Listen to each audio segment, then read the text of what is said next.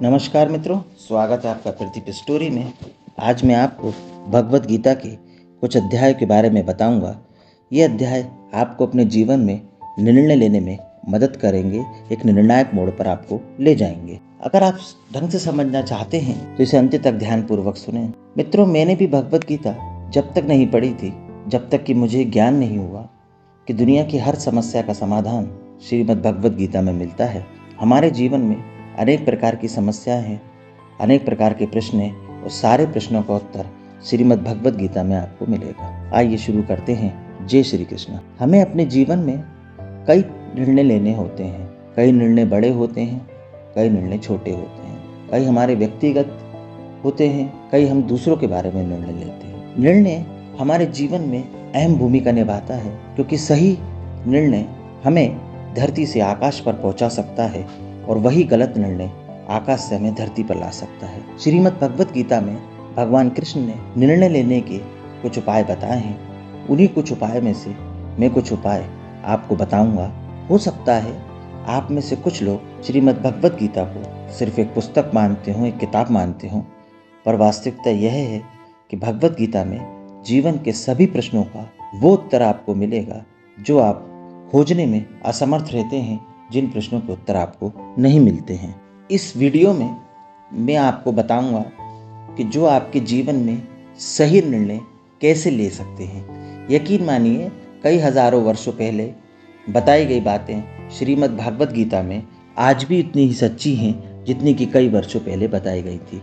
कृपया इस मेरी कहानी को भगवत गीता की अन्य कहानियों से ना जोड़ें, क्योंकि मेरी नज़र में भगवत गीता सबसे महान है। भगवत गीता हमें निर्णय लेने में मदद करती है, और इस वीडियो में मैं जो आपको बताऊंगा वो मेरे जीवन का वास्तविक अनुभव होगा। आइए प्रारंभ करते हैं और जानते हैं कि श्रीमद् भगवत गीता और कृष्ण भगवान के बताए हुए रास्ते हमें हमारे जीवन में निर्णय लेने में कैसे मदद करते हैं। नंबर 1, अच्छा बताइए एक चीज़ जो आपको अच्छा महसूस करा रही है और दूसरी वही चीज़ आपको बुरा महसूस करा रही है। आप किसको चुनेंगे? मित्रों, मेरा दावा है आप उस चीज़ को चुनेंगे जो चीज़ आपको अच्छी महसूस करा रही है। वास्तविकता, क्योंकि ये हमारा स्वभाव है। अर्जुन जब युद्ध में थे तो वो भी युद्ध नहीं करना चाहते थे, क्योंकि उन्हें मालूम था कि यदि मैं युद्ध करूँगा तो युद्ध में मेरा सामना मेरे भाइयों और मेरे गुरुओं से होगा और निश्चित ही मैं उनको खो दूंगा। ये डर कहीं ना कहीं अर्जुन के मन में था, इसलिए अर्जुन युद्ध नहीं करना चाहते थे। यही पहला नियम है कि जीवन में कोई भी निर्णय भावनाओं में नहीं लेना चाहिए, क्योंकि भावनाएं सदैव एक जैसी नहीं होती हैं। Never take decision on the basis of your feeling. कभी भी भावनाओं में बहकर निर्णय ना लें, क्योंकि भावनाओं में लिया गया निर्णय कई बार गलत साबित होता है। आधुनिक युग में आप देखेंगे तो पाएंगे कि एक छात्र होता है, उसको खेलना बहुत अच्छा लगता है पर उसे पढ़ना अच्छा नहीं लगता। इसलिए भावनाओं पर काबू रखें। ज़रूरी नहीं जो निर्णय आपको अच्छा महसूस करा रहा हो वह सदैव अच्छा हो। भगवान कृष्ण श्रीमद् भगवत गीता के 6 अध्याय में कहते हैं कि दिमाग का संतुलन बनाए रखना चाहिए। कोई भी निर्णय 2 अवस्थाओं में कभी नहीं लेना चाहिए। पहला, जब आप बहुत खुश हों। दूसरा, जब आप बहुत दुखी हों। क्योंकि जब आप ज़्यादा खुश होंगे तो आपसे जो भी कोई कुछ मांगेगा आप उसे दे देंगे, और जब आप ज़्यादा दुखी होंगे उस समय आपसे कोई बात करेगा, कोई प्रश्न पूछेगा, अच्छी बात भी कहेगा तो आपको गुस्सा आएगा। आप उसे नकारात्मक जवाब देंगे, क्योंकि आप उस समय बहुत गुस्से में हैं। इसलिए निर्णय लेते समय इन दोनों अवस्थाओं से बचें। पहली अवस्था है बहुत अधिक खुश होना, खुशी में आप सब कुछ दे देंगे। दूसरा, बहुत अधिक दुखी होना, गुस्से में होना। आप दुखी रहेंगे तो कोई भी अच्छी बात आपको बुरी लगेगी। यही निर्णय लेने का दूसरा नियम है, avoid decision when in extreme emotion और भावनाओं में कभी भी हमें निर्णय नहीं लेना है। इन दोनों अवस्थाओं में ही दिमाग अलग अलग तरह से काम करता है। मित्रों, आपने महसूस भी किया होगा कि खुशी और गम में दोनों अवस्थाएं हमारी अलग अलग होती हैं। निर्णय लेते समय अपने आप से पूछिए कि यह निर्णय कहीं मैंने क्रोध में या किसी अटैचमेंट में तो नहीं लिया है।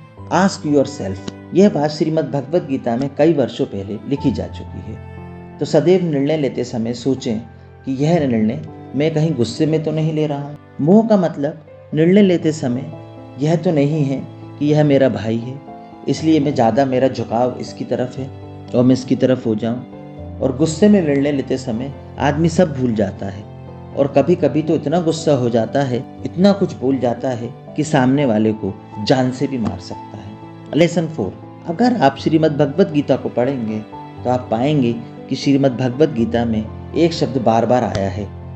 वो शब्द है निष्काम कर्मा। इसका अर्थ होता है कर्म करें, फल की इच्छा मत करें। हम किसी भी कार्य को करते हैं तो हमें कर्म करना चाहिए, हमें प्रयास करना चाहिए, फल की इच्छा नहीं करनी चाहिए। कि मत सोचो जिंदगी में क्या होगा, कुछ होना हो तजुर्बा होगा। अगर हमने किसी कार्य को करने का निर्णय लिया और अपना कर्म करा, भले ही हमें सफलता ना मिले पर हमें तजुर्बा तो मिलेगा। इसलिए श्रीमद् भगवत गीता में कृष्ण भगवान ने कहा है कि निष्काम कर्मा, कर्म करो, फल की इच्छा मत करो। असली कर्मयोगी की निशानी क्या होती है? असली कर्मयोगी वो होता है जो कर्म करता है और फल की इच्छा नहीं करता है। अब आप सोचिए, आपने कितने अच्छे काम करके छोड़ दिए, आपको उसका रिजल्ट नहीं मिला। मैं आपको एक छोटा सा उदाहरण बताता हूँ।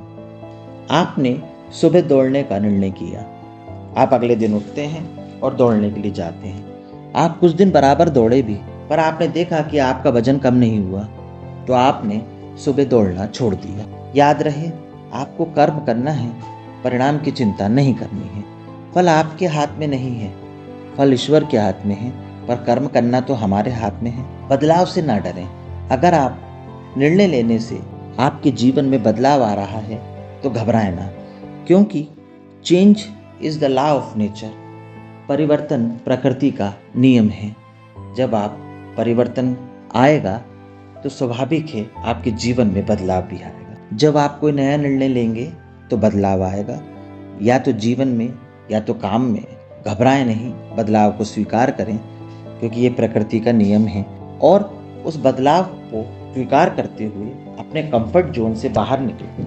युद्ध लड़ना अर्जुन के लिए नई चीज़ है और वह इसके लिए तैयार भी नहीं थे, क्योंकि उन्हें डर था कि ये जो युद्ध होगा वो युद्ध मुझे अपने भाइयों और अपने गुरुओं से लड़ना पड़ेगा। यही अर्जुन का कंफर्ट जोन। श्री कृष्ण भगवान ने अर्जुन को इसी अपने कंफर्ट जोन से बाहर निकालने में मदद की और उन्हें बताया कि इस कंफर्ट जोन से अपने आप को बाहर निकालो। श्रीमद् भगवत गीता में बताया गया है कि वास्तविक निर्णय लें और भगवान पर विश्वास रखें, क्योंकि जो आप सोचेंगे वही परिणाम बनकर आपके सामने आएगा। किसी भी निर्णय में सफल होने के 2 स्तंभ होते हैं, पहला विश्वास और दूसरा भरोसा। किसी निर्णय के इन दोनों स्तंभों को यदि आप मजबूती से साथ लेकर चलेंगे तो निश्चित ही आप सफल होंगे।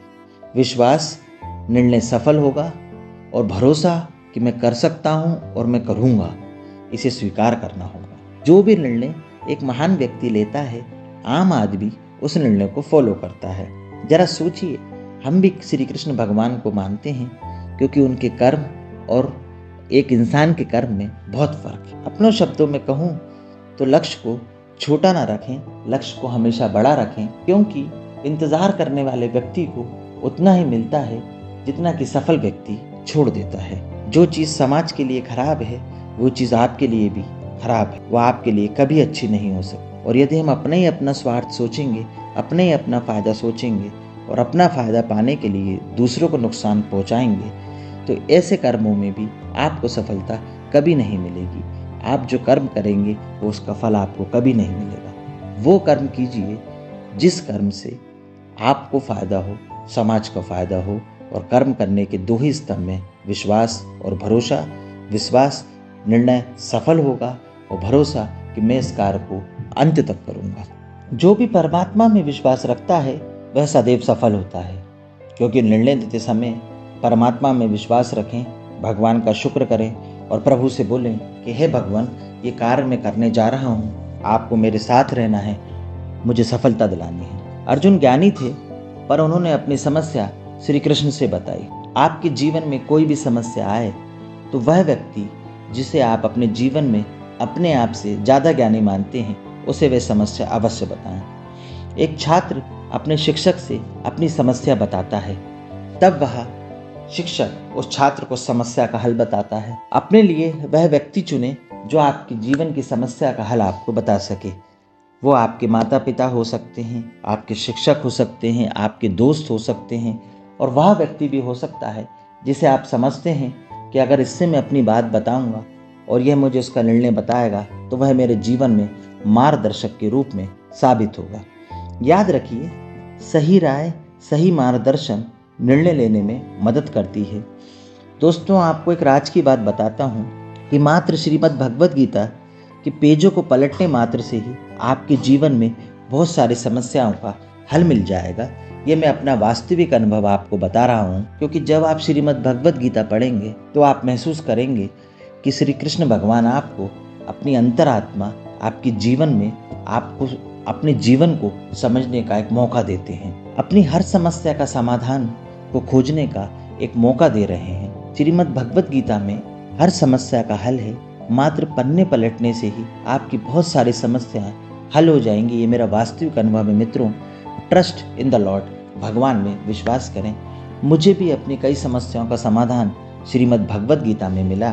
मैं भी कुछ ज्ञानपूर्वक बातें जो श्रीमद् भगवद गीता से ली गई हैं, जो आपके जीवन में बदल कर रख देंगी। इस वीडियो को मैंने भी भगवद गीता को पढ़ा और समझा और अपनी कुछ समस्याओं का हल निकाला और अपना वास्तविक अनुभव इस वीडियो के माध्यम से आपको साझा किया। इस वीडियो को हर उस व्यक्ति को भेजें जिसे आप खुश देखना चाहते हैं। आप चाहते हैं कि ये मेरा बहुत करीबी है, मेरा बहुत परम मित्र है, इसे निर्णय लेने में तकलीफ होती है, तो ये भगवद गीता में से कुछ सारांश और श्री कृष्ण भगवान की बताए हुए उपदेशों के माध्यम से मैंने कुछ निर्णय लेने के लिए एक छोटी सी स्टोरी बनाई जो आपको प्रेषित कर रहा हूँ। और अंत में यही कहूँगा कि इस वीडियो को हर उस व्यक्ति को भेजें जिसे आप कुछ देखना चाहते हैं। Thanks for watching. जय श्री कृष्णा, जय श्री कृष्णा, जय श्री कृष्णा।